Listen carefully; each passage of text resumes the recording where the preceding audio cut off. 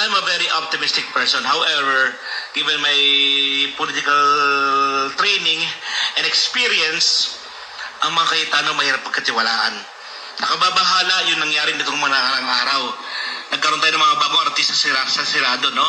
Na kesyo, sinabi niya, was under attack.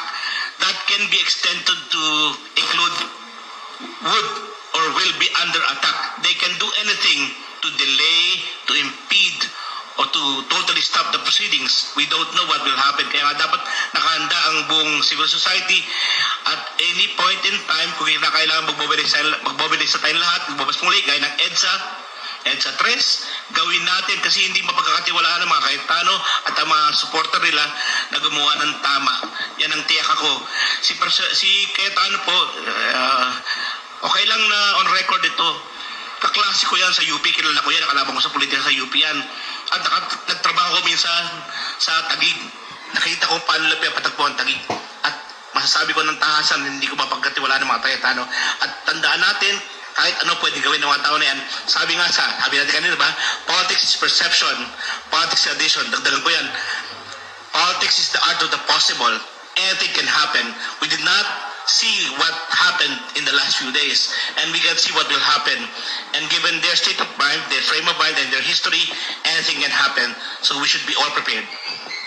Why so harsh? Sabi ng mga bata. Baka masyado kang harsh sa Cayetano.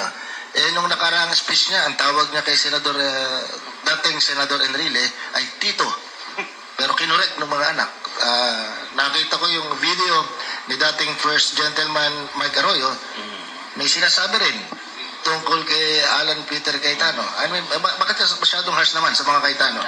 Well, gaya ng sinabi ko sa inyo, meron kong personal na karanasan sa kanila, no? Sa pakipagtrabaho, pakipag-deal sa kanila, hindi ko pwede sabihin lahat, napakahaba nun.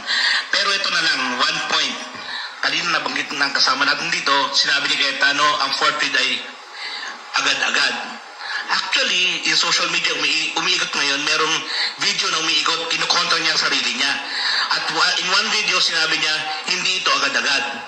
Sa second video, sinabi niya, ang ibig sabihin ito, agad-agad. So, Cayetano versus Cayetano. So, dun pa lang makita mo na mahirap pagkatiwalaan ang salita ng taong ito. Kaya ako harsh sa kanya. Dahil ang pinaka-pet peeve ko bilang guro, ay ang pagsisinungaling. Sa buong buhay ko bilang guro, 30 years ako nagtuturo sa 6,000 plus or minus sa estudyante ko. 4 pa lang ang binagsak ko at 2 doon dahil sa plagiarism. Pagsisinungaling yan.